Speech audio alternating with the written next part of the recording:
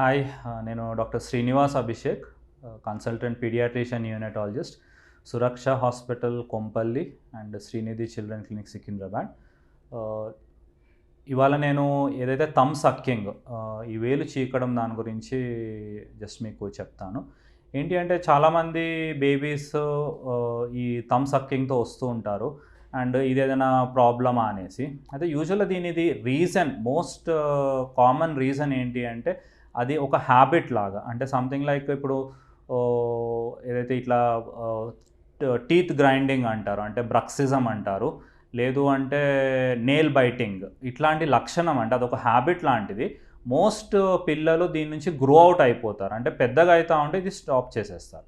కానీ ఈలోపు ఏంటి ప్రాబ్లమ్ అంటే మెయిన్ డెంటల్ మాల్ అలైన్మెంట్ అన్నది అవుతుంది. అంటే ఏదైతే మనకు తర్వాత ఇది కంటిన్యూయస్‌గా క్రానిక్ హ్యాబిట్ లాగా అయిపోతే ఏదైతే ఎత్తు పళ్ళు రావడం ఇట్లాంటిది ఉంటది. తర్వాత మళ్ళీ బ్రేసెస్ ఇట్లాంటిది అవసరం పడుతుంది. సో, అదొకటి మెయిన్ ప్రాబ్లమ్. అండ్ ఇంకోటి అక్యూట్ ప్రాబ్లమ్స్ కూడా చూస్తూ ఉంటాం. అంటే ఏంటంటే ఇవన్నీ చేతులు ఊరికూరికే అక్కడ ఇక్కడ పెట్టి మళ్ళీ అది థంబ్ సక్కింగ్ లాగా చేస్తే దాంతో ఈ గ్యాస్ట్రోఎంటరైటిస్ అంటే వామిటింగ్స్ కావడము, కడుపు ఇన్ఫెక్షన్స్ రావడము, గ్యాస్ట్రోఇంటెస్టైనల్ ఏదైనా సెప్సిస్ రావడము, దాని తర్వాత మోషన్స్ ఎక్కువ అవ్వడము ఇట్లాంటివి చూస్తుంటాం. సో, దీనికి ఇంకొక మేనేజ్మెంట్ ఏంటి అంటే మధ్యలో తల్లి హ్యాండ్ వాష్ చేయడం ఒకటి ఆప్షన్. దాని తర్వాత దీనికి ఇంకొకటి టెక్నికల్ కొందరు ఏమంటూ ఉంటారు అంటే ప్రాబబ్లీ ఒక డెఫిషియన్సీస్ వల్ల కూడా అంటారు. బట్ దానికి ఏమీ ఎవిడెన్స్ లేదు.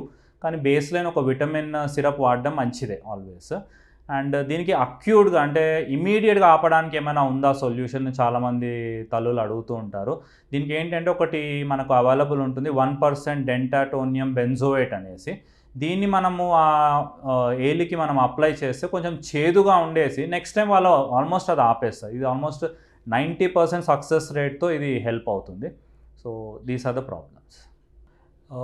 వేరే చాలామంది హోమ్ రెమెడీస్ చేస్తూ ఉంటారు. అంటే మన కుంకుడుగాయ రసం ఇట్లాంటివి పెడుతూ ఉంటారు. సో, అది ఇప్పుడు ప్రెజెంట్ అది అంతా పాతకాలం ఇది. సో, ప్రెజెంట్ అది ఆల్వేస్ అవాయిడ్ చేయాలి. అంత మంచిది కాదు. ఆల్వేస్ మనకు కమర్షియల్‌గా అవైలబుల్ ఉన్న సొల్యూషనే అప్లై చేస్తే అది ఆపేస్తుంటారు.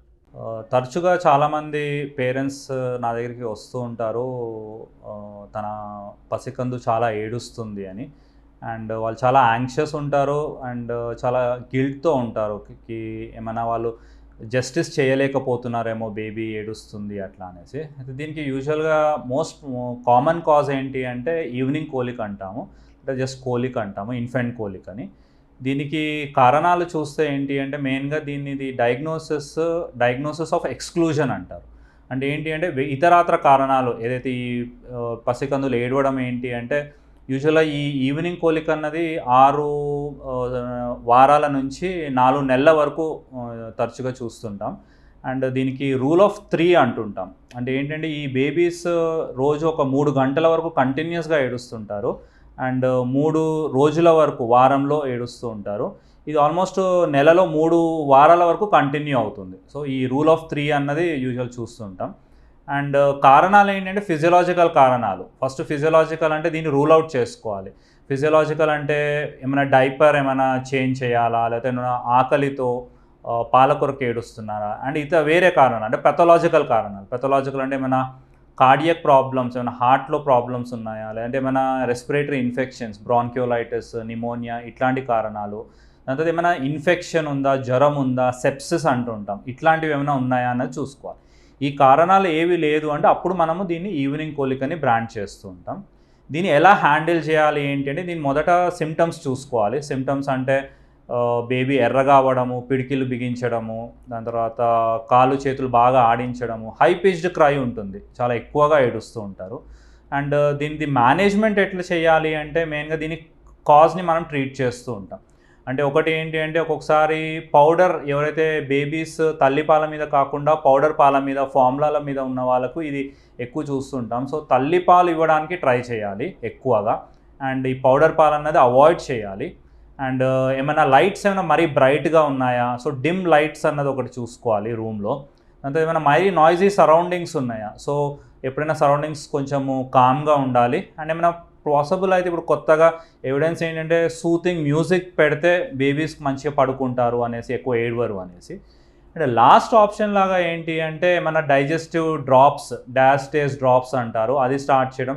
లేదా సిమితకోన్ అనేసి మనకు దొరుకుతూ ఉంటుంది కమర్షియల్గా, అది కూడా లాస్ట్ ఆప్షన్ లాగా అది స్టార్ట్ చేసుకోవచ్చు. సో మెయిన్గా ఇక్కడ నేను చెప్పేది ఏంటంటే ఈవినింగ్ కోలిక్ అన్నది ఆల్మోస్ట్ చాలా బేబీస్లో చూస్తూ ఉంటాం, ఆల్మోస్ట్ 80% బేబీస్ చూస్తుంటాం, ఎక్కువ బాయ్స్లో చూస్తుంటాం గర్ల్స్ కన్నా. And it's a normal process, ఎండ్కి వాళ్ళు గ్రో అవుట్ అవుతారు ఈ కండిషన్ నుంచి. Thank you.